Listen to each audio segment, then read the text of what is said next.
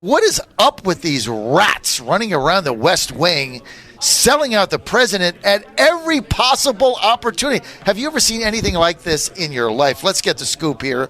Joining us now, although I'm not there, and he is, I'm 2 blocks away, is our good friend Corey Lewandowski. Corey, the campaign manager for the Donald J. Trump campaign, led him to the nomination. And Corey is a noted writer and author of the book, Let Trump Be Trump. Buy it today. Go to Amazon or your favorite bookstore if you don't like them. Be Dalton, whatever you want. And he's got a new book coming out, even better. Let Trump Be Trump is a classic. This is even better, and it's Trump's Enemies from Within. And all you have to do is open up Bob Woodward's book, and you find them all there. Joining us now to break this all down, Corey Lewandowski. Corey, great to have you, man. Good morning, John. Welcome back to the swamp. I know. I'm in the swamp. I'm at the Phoenix Park Hotel here. Tell me what's going on with this book from Bob Woodward. A lot of it he says he's got on tape already. Sarah Sanders blasted it. General Kelly said quotes attributed to him are lies. General Mattis said the same thing. What's the deal with this book, Look, Fear, John, by Bob Woodward? John, it's so clear to me that the individuals who the president surrounded himself with that didn't support his campaign, the globalists, the elitists, the Harvard-educated Rhodes Scholars, CEOs of Wall Street, never wanted to see Donald Trump successful. And unfortunately, there are parts of the Woodward book which I believe to be true, where it says Rob Porter and Gary Cohn took papers off the president's desk because they didn't want him to sign it, where they thought that, what the president was doing was not in the best interest of the country because it didn't conform to the globalist agenda of making sure we're not putting America first, which is what those guys believed in. And if you look at the sourcing in this book, I believe Bob Woodward has those Rob Porters and Gary Cohns on tape saying these things because they never supported the Trump agenda. They didn't vote for him on Election Day. They went into the White House thinking it was going to be good for them.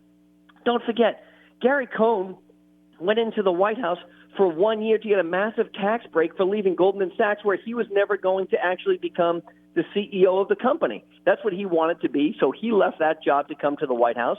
Rob Porter left the Senate and then came to the White House thinking he was going to be a federal judge until it was revealed that he beats up women for a living.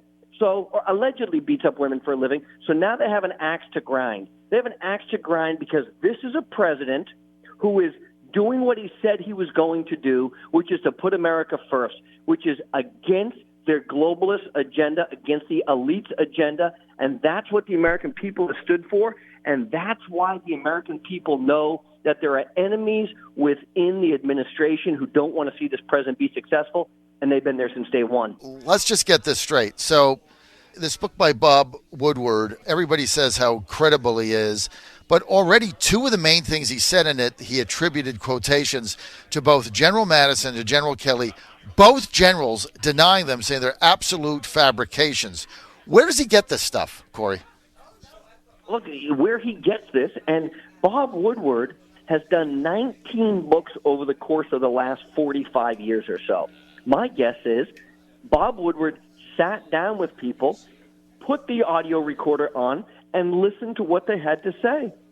Because once those people left the White House, they need to find a way to stay relevant. They need to find a way to tell people that the role that they had was so important that they were saving the country from something else. And so they made up these stories by and large to keep themselves relevant, to make sure that they could stay in the book. Look, just go to the index of the book once you get a copy of it. Rob Porter is listed in there about 40 times or 50 times in the index, clearly an on-the-record or on-background source of information. And to put that in context, Sean Spicer was listed twice on 2 separate pages, right? When you look at the times that Gary Cohn was listed. And look, Rob Porter's role in the White House was a facilitator of paper to make sure that the president was signing things that have gone through the process. And in the book, he describes himself that he took things from the president's desk or went through the process of making sure the president wouldn't sign things because the globalists and the elitists didn't believe in the America First agenda, and they did everything possible to stop the president from being successful and following through on the campaign promises which he made. And so that's what this book is about. It reminds me of the enemies that are in the administration, that have served the administration, that want to do things to stop this president from being the most successful president in the history of our country. And, John, he's still being successful despite all of these people who are trying to stop his agenda from going forward. That's a testament to Donald Trump. Let me ask you this, because I think this book is really a pile of crap, to be honest with you, in reading the excerpts last night. But it is what it is. It is out there. Let's talk about the timing. I mean, if he really wanted to do a book that give you an insight into what is going on with the White House, why not put it out November 15th before Thanksgiving? Why put it out 60 days before the midterms? Because it's so important right now to make sure, if you're the Democrats, that you win the midterms, right? To take back the House, because what that means is potential impeachment proceedings against this president, which all but assures him not getting reelected if the impeachment moves forward. So Bob Woodward, to have maximum impact as early voting starts, as people are thinking after Labor Day now is passed and summer is officially over and kids are back to school, that they're starting to focus on the elections, right? This is the ideal time if you're trying to do as much damage as possible to an administration going into a midterm election. And if you look at the polls, and I don't believe them, that the Democrats are continuing to expand the majority in the generic ballot, then that's a problem. But this book will have impact because it is now going to take 2 or 3 days of the White House responding and taking them off of their agenda, which is accomplishing things for the American people. Look, we had to see a statement by Sarah Huckabee. We had to see a statement by John Kelly. We had to see a statement by General Mattis saying that all of this was ridiculous. But it takes time to get those things done. And this is an opportunity for those guys to go and once again go after the president, to see him get derailed because they didn't want him to be successful. That's what happens. And Bob Woodward's book is very clear. Rob Porter talks about taking things off the desk or discovering there were multiple copies of drafts that he and Cohen made sure that nobody else got a copy of. It is no less than an administrative coup d'etat, an undermining of the will of the President of the United States and its constitutional authority, is what Bob Woodward says in the book, and he's absolutely right. And if that took place, I wonder if there's criminal prosecution that can go along with it. Well, I got to tell you what, everybody knows what Rob Porter did. Rob Porter basically was the president's secretary, if you will, in handling all the paperwork that went to and from his desk. And that was his job. That's a special job in the White House. After a photo, Rob Porter had allegedly physically abused, I guess, 2 or 3 of his girlfriends or wives, or all 3 of them. Those photos came out. He was summoned out and asked to leave, and he got fired, basically. I don't know what he's doing now. He served in the Senate before that, but he was a never-Trumper. Let's just cut to the chase here, Corey. You look at this, the number of people in this book, apparently, that have come forward. Same thing in Fire and Fury with Michael Wolff. We saw it with Omarosa's taping of people. But this is worse. What is the deal with these people in the West Wing that the president has given an opportunity to serve the government? What is with these people that they have to run around ratting out the president and making things up in order to tarnish him and make him look bad when they were there to basically serve the government? What is up with these people? John, they weren't there to serve the government. They were there to further their own professional careers. I'm sure, the staff secretary thought he was going to be appointed to be a federal judge, and that was his primary goal.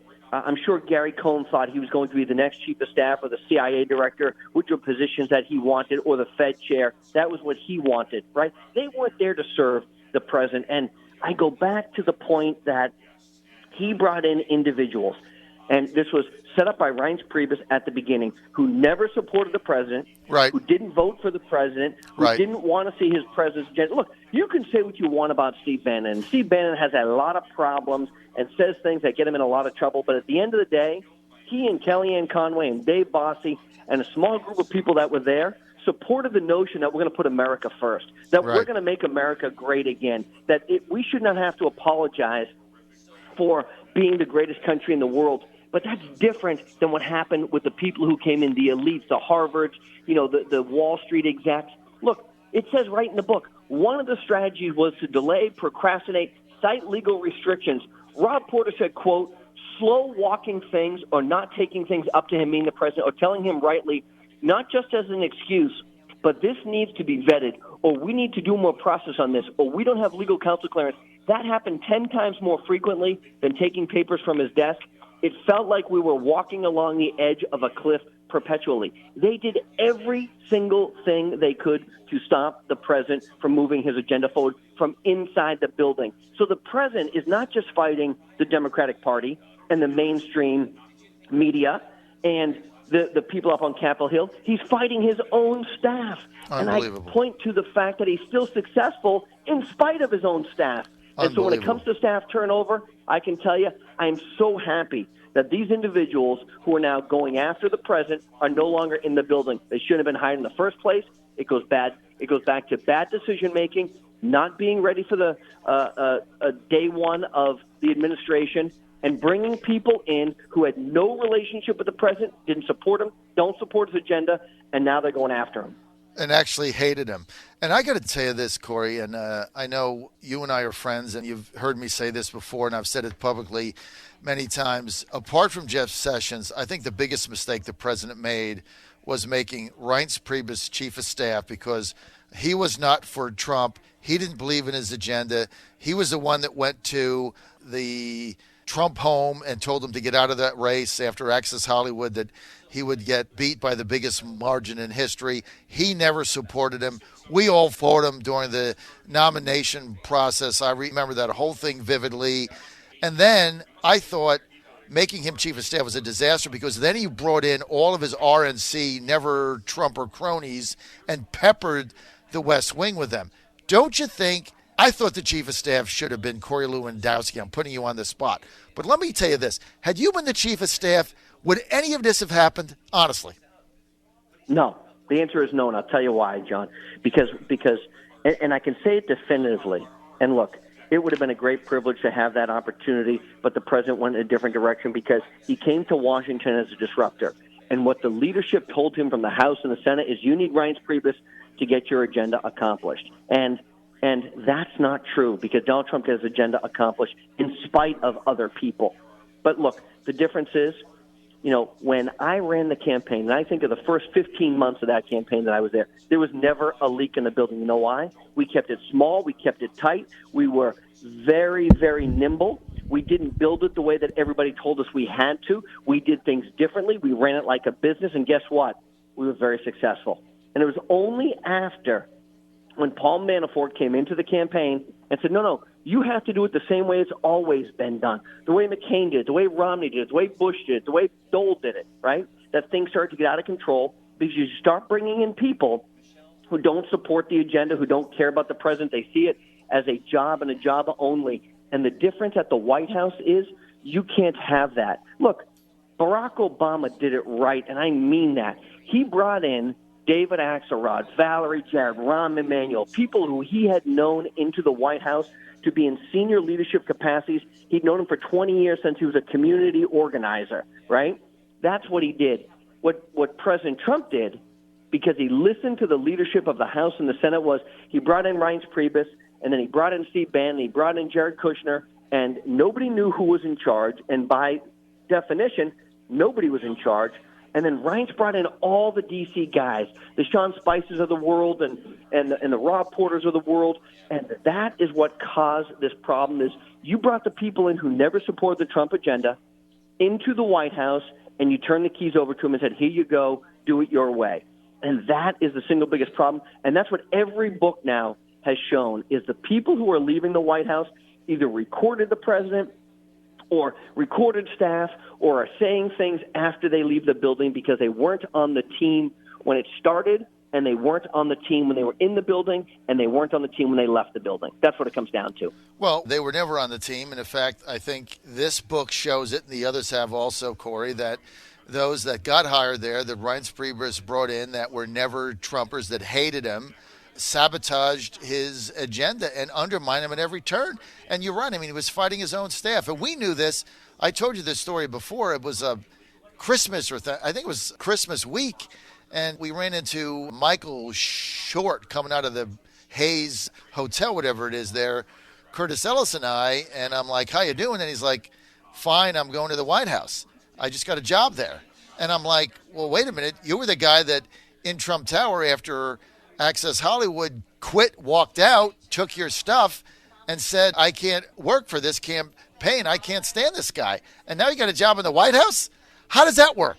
I mean, that was one of hundreds of examples. John, that's one example of a million is the problem, right? You can go back through person after person after person because the president allows his staff to make the staffing decisions. He's too busy doing other things, right? So he allowed Reince and the guys to bring in the people that he wanted, and we've seen unprecedented leaks from the national security team. We've seen unprecedented leaks coming out of, people who are leaking private conversations between President Trump and other world leaders with no accountability. John, have you seen anybody taken out of the building in handcuffs for leaking that information? I haven't, right? No. Have you seen a crackdown on the number of leaks still coming out? I haven't. Have we seen any major changes inside that structure that have put people around Trump? And look, I love the fact that Larry Kudlow was brought into the building and John Bolton was brought into the building and Bill Shine's brought into the building. These are contemporaries of the president who knew him prior, who understand that they're not looking for a job so that in 3 weeks, 3 months, or 3 years they can go do a radio talk show or become the president of a network. They've done all that, right? They're there for one reason alone, which is to see Donald Trump be successful. If everybody had that mindset, and there are people in the building who do have that mindset, right? Jared Kushner, Ivanka Trump, they go there every day with that same mindset. But there are many people who don't, and the only way you're going to change it is to have a wholesale fundamental change come 9 weeks from today, which is the day after the midterm elections. If Donald Trump wants to be successful, he has to make sure that people like this that are talked about in this Woodward book are no longer inside that building. I got to tell you, Corey Lewandowski, I think you're spot on. If you were chief of staff, this would never have happened. Ann Coulter has just joined us. Ann is coming up to see me in New Hampshire so soon. We're doing an event together 2 Sundays from now. I know. A massive book event with Howie Carr. I don't know if anybody's in the area, but you got to come up. Me, Ann Coulter, and Howie Carr. If that's not a party at noontime on a Sunday, nothing is. Oh, I'm so happy to talk to you, Corey. The president needs you. And don't you think that if he had been chief of staff, none of this would have happened? That's why we were in favor of him being chief of staff. Don't you believe he was chief of staff that he could straighten this? Oh, this better out? than that. I keep tweeting to President Trump. Weren't things going great when it was just you, Hope, and Corey? Wasn't that great? We won 38 times, so we did something right? No, I know. Everything was fine. Everything went to hell once. I want Corey. I would like everyone out of the White House. Well, my first choice is except the 3 of you. And my second choice is everyone out of the White House except Trump. Look, and he's basically running the place. He has to come up with the ideas. He has to message the ideas. He has to communicate the ideas. He has to figure out the policy. He's doing it all himself, by and large, right? I mean, no, and as we suspected, I agree. And as we suspected, the swamp is rushing in when he comes up with some great idea. Oh, no, you can't do that, Mr. President. I mean, why hasn't he built the wall? Am I the only person who knows he doesn't need Congress to build the wall? Can anyone else glance at the pocket constitution and see that he's the commander-in-chief and his job is to protect the borders? But he must have people around him saying, no, you can't do that. You need Congress to fund it, as I suspected would happen. If he cleared everyone out, had no advisors, and just got up and implemented the first thing he thought of when he woke up, wow, this country would be going great because his instincts are uncanny. Well, I'm telling you. And look what the Woodward book says. The staff inside the building, the staff secretary, Gary Cohn, the elites from Harvard and the Wall Street guys did everything they could to stop Trump's agenda. They stole papers off of his desk. They lied to him. They said, we have to go to a committee. We got to study this. They said, look, I just want to get stuff done. They did that because they're so afraid of putting America first and fulfilling the campaign promises that Donald Trump made, that's what the American people want. And these people go to the White House and they do things to stop the president because they're globalists. They don't want to see us be the greatest country in the world. And I'll tell you what, it is shameful that they're allowed the privilege of working for the government. But why why, other than it not just being the three of you, the dream team, Trump, Corey, and Hope, why did he switch gears when he became president and suddenly he's hiring half of Goldman Sachs? I mean, he didn't care about them at all when he was running. That would have been the time to sell out if you want to sell out. I'll tell you what happened.